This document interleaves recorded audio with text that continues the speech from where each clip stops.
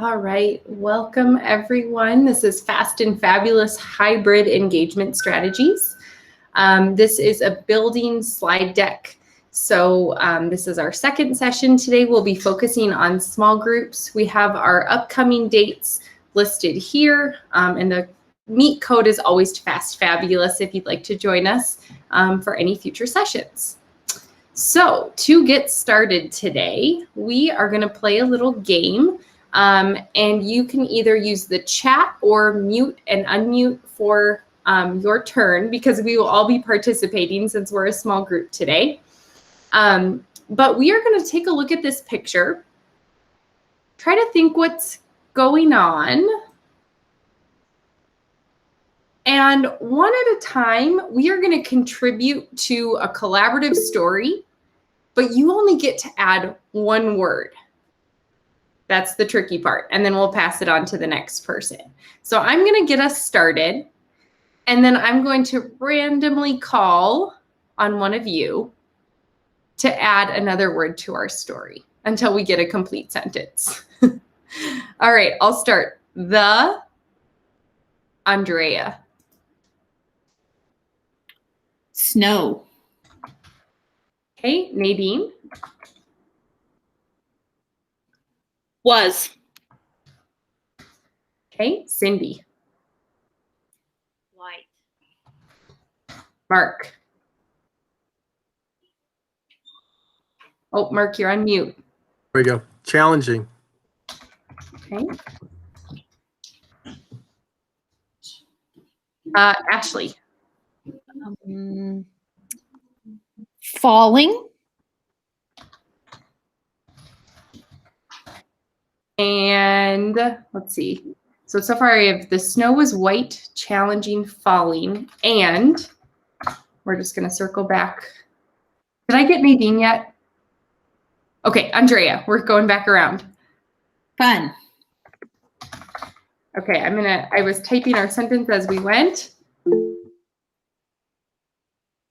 So we've got our sentence. The snow was white, challenging, falling, and fun. So this is a great strategy because it's a way that you could engage your in-person learners with your hybrid students if you had them all on a live Google Meet at the same time, because it's just one person sharing at a time. So as always, we like to start by defining engagement and grounding ourselves in this work with a reminder that engagement is more than students having their cameras on and looking at the teacher. It's the attention, curiosity, interest, optimism, and passion that students show when they are learning or being taught. So we just love that definition because for us, engagement is the driving factor behind learning, and it gets kids excited to show up every day. So in a hybrid setting, we know things are going to look a little bit different, and we encourage you to build off of things that you are already doing. It's something new. We have to remind ourselves that it's like the beginning of the year all over again. We have to spend time building community and focusing on those routines and strategies. Your students can collaborate if they are in person and at home, and we'll share some ways that that can work. As always, providing student choice in content and in what they produce, and then scaffold the material for your students so that everybody can participate. And then the last one, which is now covered up, flexibility for both you and your students. Like I said, remember that this is a new scenario and we're going to need to take some time to try some new things. So with that, this is a link to our original series, which was Fast and Fabulous for virtual engagement. Today, like I said, we are going to be focusing on small groups. So we have 3 strategies here for you to use with small groups.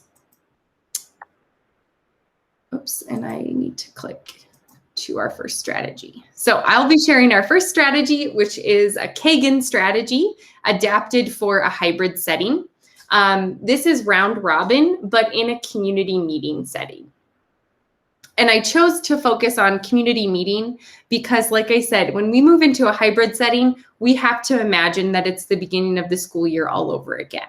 We need to establish new routines and structures, And we need a chance to get to know our students. We've only seen them on a computer screen. There needs to be some community building. The structures that take place in round robin can then be transferred to content areas and academic settings. So the procedure here, you would assign a role or a structure for your students. I like to do this in groups of 4. So you might need to consider who's going to share first, the time limits that your students have, if somebody's going to record, and whether you're going to share out in whole groups or not after students have had a chance to discuss.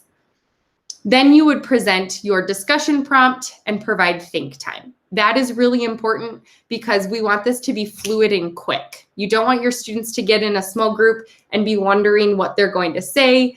They need to know what they're going to say before they start sharing. In a virtual setting, you might use breakout rooms. In a hybrid setting, you might have students working in small groups on the carpet together or in a shared space.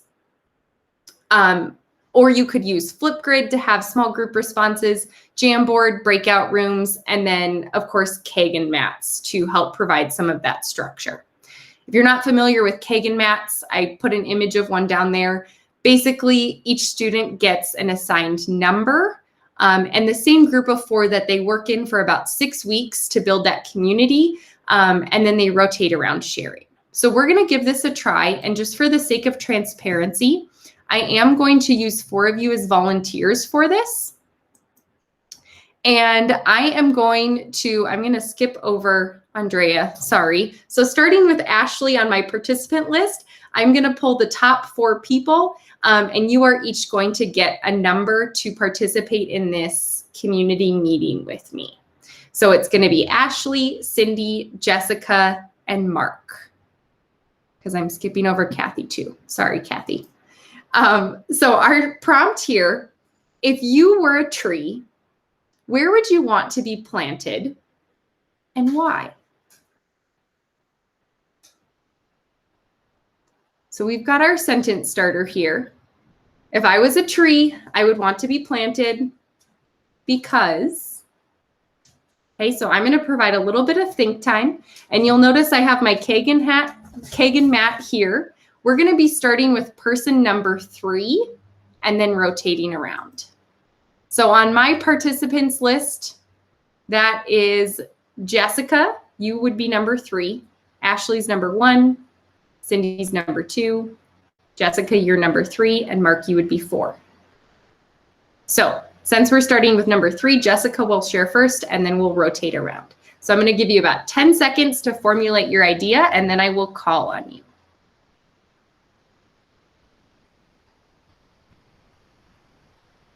And something else you could do with students is say, give me a thumbs up when you know what you're going to share. Okay, Jessica, go ahead. Okay. If I was a tree, I would want to be planted at the park because I love to watch the children play. Mark. If I was a tree, I would want to be planted last summer because it was warmer. Okay, Ashley. Okay, if I was a tree, I would want to be planted in a garden because of its natural beauty. Cindy. If I was a tree, I would want to be planted in the forest because I would have lots of friends. Awesome. So this is a way that you could model that for your students' whole group before you send them off to breakout rooms and start building these structures so that they get really comfortable with it, and then they can start to do those same procedures with academic content. So you could use this for things like number talks, KWL charts, sharing ideas for that, exit tickets at the end of a lesson to activate prior knowledge, vocabulary, sharing synonyms or definitions, comprehension questions. Really, anytime you want your students to have a chance to participate and discuss, you can incorporate a round robin. So I'm going to pass this off to Andrea. Thanks, Rachel. And today I'm sharing Kathy's strategy with us. called Numbered Heads Together. This is another Kagan cooperative strategy, and it really helps to scaffold for students so that everyone gets an opportunity to participate. It also helps with collaboration as a routine so that students learn how to share information together. The idea of this is that teacher would number off students into equally sized groups similar to a Kagan mat and break them off into breakout rooms. In their breakout rooms, each group is going to work on their own prompt or problem to solve before returning to the main group. And one person from that group will share the answers recorded from that small group. Now, as each group goes into their room, they can use the Kagan strategies to help know who's the recorder, who's going to share and present, and who's going to keep those the time for what's happening in the group. Now, the story that we're working on today is a benchmark story, and this is just one of the many possibilities that you could use this structure for. So this is a short read. It has a couple pages to it, and you can see through the images that it's very visual for the students to be able to start thinking about. As the students read this story, we're going to be summarizing the ideas and reflecting on the images to retell what the story could be about. So the next slide is just going to tell you more about the story. And then the final slide is going to be the images broken up into groups. So similar to what Rachel did, because we're not going into breakout rooms today, I'm going to ask my 5 participants from the chat or from the group today to think about one of the images that I assigned to you. And I'm going to start at the bottom today. And Nadine, if you could look at image number 1. Mark, if you can look at image number 2. Jessica, if you could look at image number 3. Cynthia, if you could look at image number 4. And Cindy, if you could look at image number 5. Thinking about the story, and because we didn't have time to read the story today, you can make it up, of course, based on what you think this story might be about, unless you've read it. And just, I'm going to give you a minute to think about what that story might be about and what your image might represent as you summarize and retell the story for us.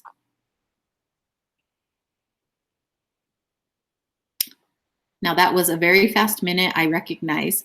Of course, in breakout rooms with your students, you could give them 5 to 10 minutes to discuss and think about their story. But for today, we're just going to pretend we know what we were talking about.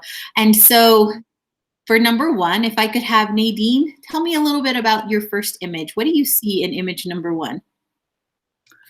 Everyone is happy. There's some sort of festival going on, and everyone's chill and having a really good time. Perfect. That's exactly what the story said. I'm so surprised that you knew exactly about that. Mark, tell us a little bit about image number 2. What's happening in this story?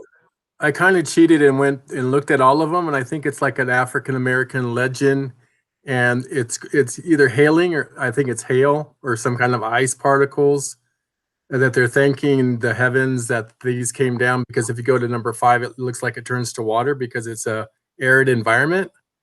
So that's kind of my interpretation. Perfect. Thank you for sharing with us today. Number 3, can we get Jessica?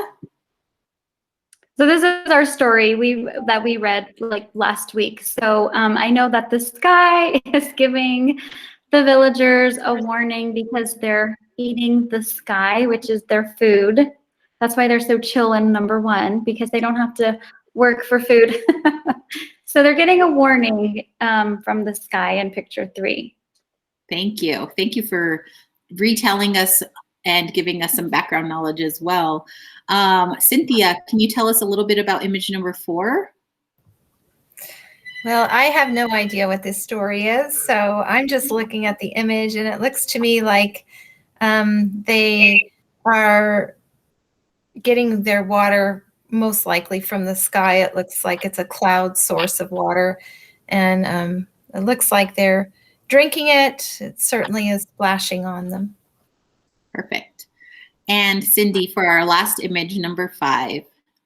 Looking at the image, I see a grandfather that is watching over his grandchildren and happy about the experiences they're having on his land. and that he's seeing that they value what he's provided for them, the apples on the tree and the chicken and the water. Perfect. Now, if we were using this numbered heads together strategy in our classroom, we had small groups discussing their image and coming together to retell that's part of the story. Of course, they would have the text in front of them. One person would be the recorder. One person would be keeping track of time. One person would help keep ready so that everybody knew who was going to present this. And you can see on the next slide some of those expectations as you went into breakout rooms, giving them a goal so that they knew exactly what they were doing, giving them a time limit. But for today, you guys did fabulous in sharing this strategy. Now, down in the comments of this slide, and you guys all have them, there are some additional ways that you can modify this to work in your own classroom, and think of some different ways that you could use numbered heads. The last slide is going to be kind of how we could take this into hybrid. Not every student is going to be in front of us to be able to either go to a breakout room or to collaborate.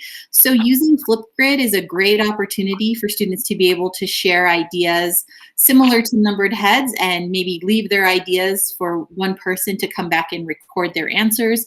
You could do this as a flipped classroom where they all record their answers, come back in, and share their ideas when they're in the classroom, or using Jamboard where students can type if you have students who are readers and writers to be able to do that. And some variations to this is that everybody from the group together can make one story as a big book. Students could work to solve math problems. This doesn't have to be for literacy. They could also just share ideas around science or social studies ideas as well. So lots of ideas to be able to use numbered heads. The last strategy I'm going to share with you today is called Chalk Talk. And Chalk Talk is a typical strategy used within project-based learning, and an idea to just get students sharing as many ideas as they can around any topic, really.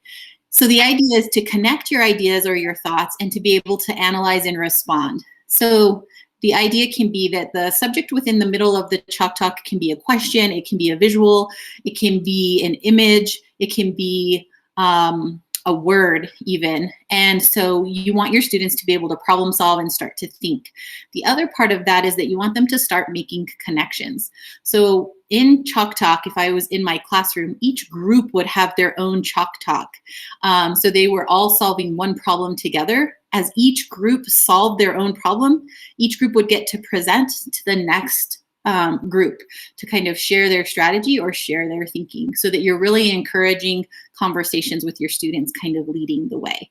Today, we're going to practice a Chalk Talk in a virtual way using a Padlet. And so let me drop that Padlet link for you right here into the chat so you can join in with us.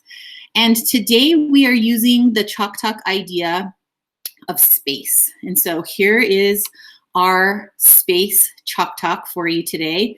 And the idea is that you're going to come up with ideas to share around space.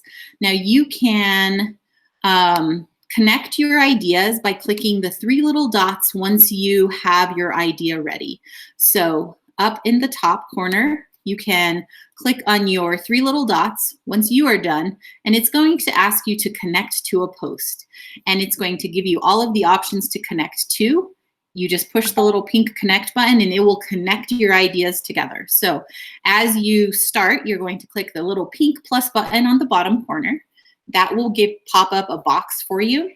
You can type in, you can add in images, you can write your ideas, and then connect it to something that it might be connected to. So I have an image that you can connect to. I have a question that you can connect to, or just adding some space vocabulary words.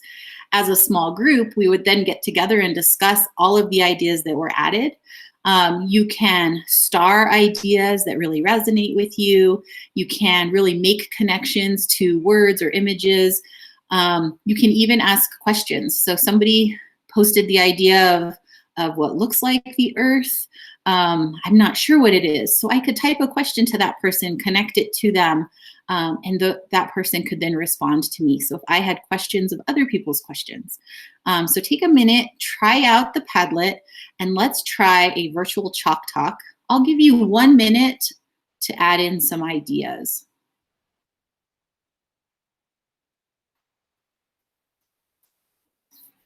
The fun thing about Padlet is the ideas start to populate and you can see all of the lines coming together. If you were in the classroom, of course, students would be able to do this with a piece of paper and a marker, but we don't want them sharing materials in that way. So Padlet is a great opportunity for students to make those connections. You could also possibly do this with a Jamboard. You could do this with Google Slides. Padlet was a fun way to be able to find a way to connect ideas today. So the idea of Chalk Talk, again, brings students together to share ideas. This can easily be done virtually because students can work together on this. If you give students 30 seconds to think, 1 minute to write, and 2 minutes to share as a group, you could circle interesting ideas, you could color code similar ideas, you can give star ratings to ideas that you really want to bring to the top and share ideas about. And you can find lots of different ways to connect this to all kinds of different content. Maybe every student has their own thought. Maybe you're doing math problems and trying to solve them in different ways. Maybe you're connecting this to books, or maybe the students are coming up with their own ideas and presenting the Chalk Talk to their peers as a learning opportunity. Think of a different way for a research project to happen by doing possible Chalk Talks. And so these were our fast and fabulous hybrid ideas that we are happy to share with you today. Again, this presentation will continue to grow. We will be back next Monday, so hopefully you can join us then. And here's our contact information if we can ever support you in thinking about hybrid or about engagement. We're happy to support in any way. So thanks for being with us today, and we hope to see you again next week. Thank you, guys. Andrea, is there a link for this presentation, or is it where can it be found? I will put it right now in the chat for you. Okay, thank you. Uh-huh.